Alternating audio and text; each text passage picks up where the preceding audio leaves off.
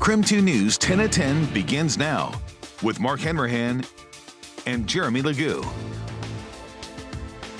We are tracking three major stories across the inland Northwest tonight. The high-profile Moscow murder trial being moved to Boise in hopes of a fair trial. Also, two people in critical condition and others presumed dead after a massive gas station explosion in rural Idaho. And a new vision for the Pac-12 after a year of uncertainty. Good evening and thank you for joining us for KREM 2 News 10 at 10, where we give you more news in less time. Let's get started. After sitting in a Moscow, Idaho jail cell for nearly 2 years, Brian Kohberger, the man accused of killing 4 University of Idaho students, is having his trial moved to Boise. KREM 2's Connor McAvoy spoke with legal experts this afternoon about what this means for the case, including all the work that's already been done. Connor? The new trial location in Boise is 300 miles away from where the crime occurred. This new ruling means all future proceedings in the case will be held in the Ada County Courthouse under 4th District Judge Stephen Hippler. This is something Kohberger's defense team has been asking for since January. Nothing unusual about that here. On the other hand, this is anything but a typical case. Former Idaho Attorney General David Leroy says a trial moving its location isn't something new, but the publicity it's seen over the past couple of years is unique. Kohberger's defense team fought for the relocation of the trial, arguing a close-knit community in Moscow, combined with the amount of news coverage, wouldn't make it possible for an impartial jury.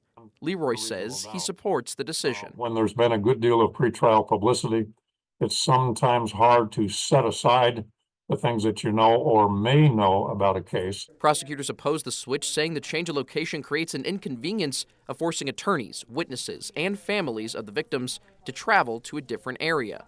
Leroy says the change and what's to come of it financially is dependent on both Latah and Ada counties. Ada County provides the site, and Latah County will transfer people back and forth, pay the lodging costs, the transportation costs, and unfortunately suffer the inconvenience of a trial 300 miles from home. Leroy says the change in location will not change what's already been done. The case will continue in due course with Judge Hippler, who is an experienced judge, who will keep good control of the courtroom and will have the benefit of all the prior rulings in this case, simply to go forward from this point to a fair trial.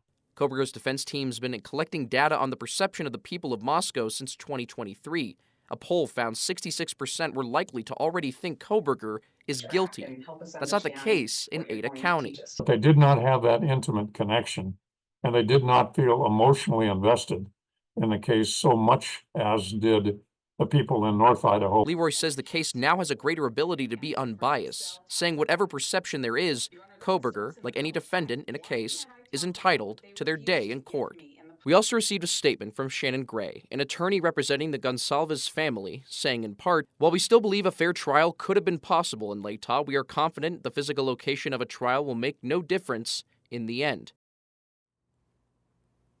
Kohberger's arrest occurred 6 weeks after the killings. The trial date is set for June of 2025. In studio, Connor McAvoy, KREM 2 News. All right, Connor, thank you very much. We now know what caused the massive fire at the Wolf Lodge Inn that destroyed the restaurant. The Idaho State Fire Marshal's office says grease accumulation is to blame for the blaze. The investigation showed that a breach in the flue pipe above the kitchen's wood-fired grill allowed grease to accumulate in the piping that went into the attic. When the grease ignited, it spread to the rest of the building. That fire was ruled accidental. Only one employee was hurt, suffering second-degree burns. Officials say 2 people were badly burned. Others are feared dead after a gas station exploded in Clearwater County. It happened yesterday in Cardiff, about an hour and a half east of Lewiston. According to a trucking official, a fuel tanker was offloading at the station when the explosion occurred, but it's not known what caused it yet. Crews flew the 2 people with severe burns to Seattle, and they're in critical condition. The sheriff's office said more people were believed to be inside the building but have yet to be located. We will keep you updated as more information becomes available. In other news, the Pac-12's murky future looking a little clearer right now. The conference announcing that it will be adding 4 schools to turn what is now known as the Pac-2 into the Pac-6. KREM 2's Caitlin Galloway has been breaking down who's coming in and what comes next. It's a big day for the Pac-12 and the 4 former members of the Mountain West Conference who applied for membership and had it granted by the Pac-12 today. They will begin Pac-12 play in 2026.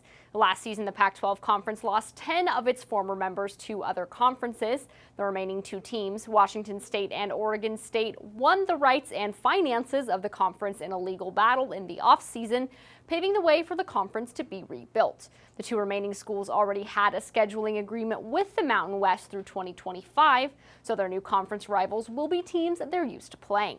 It's a huge boost for the Mountain West schools that had previously been considered for Power 5 conference membership, and a great opportunity to continue to grow their programs. I think it was finding, like-minded institutions that have been, investing in their athletic programs and recognize, that in this day and age of college athletics, like we need to be innovative, we need to be, kind of bold and aggressive, but also need to kind of remain intact with, who we are as institutions and athletic departments. I know that's one thing that's been really important for Washington State going forward, is just continuing to remain true to, what's made Washington State a special place and not, kind of getting sucked into the fray, so to speak. And so, I think just that, promoting, the mission of higher education, through sport, and just finding schools that were like-minded in that respect, I think. The move provides a lot of opportunity for the new member schools, but it does come with a hefty price tag. The member schools must pay $18 million for leaving, and the Pac-12 must pay $43 million for poaching the four schools. The revenue given to Washington State and Oregon State may help subsidize the move, but details involving finances have not yet been worked out. In the newsroom, Caitlin Galloway, KREM 2 Sports. New in the last 10 minutes, some 30,000 Boeing union members set to go on strike after rejecting a proposed contract offer just minutes ago. According to our Seattle sister station, more than 94% of machinist union members voted to reject the proposal. This comes as Boeing said earlier this week that they, quote, do not want to strike because a work stoppage will hurt all of the U.S., our customers, our suppliers, and our community. All right, let's talk weather and a cooler weather pattern settling in over the inland northwest. Let's get right to Chief Meteorologist Jeremy Goo for a first look at the forecast. Jeremy?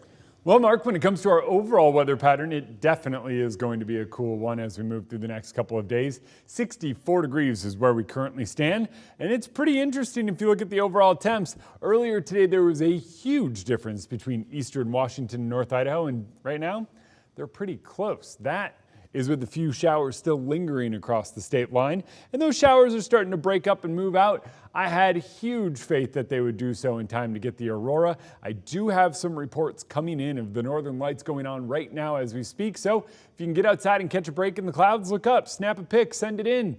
509-448-2000. I would love to see it. Tomorrow, we do wind up sunny in the afternoon, but there is a chance of a little bit of rain moving back in on Saturday. A couple of light scattered showers move through during the day.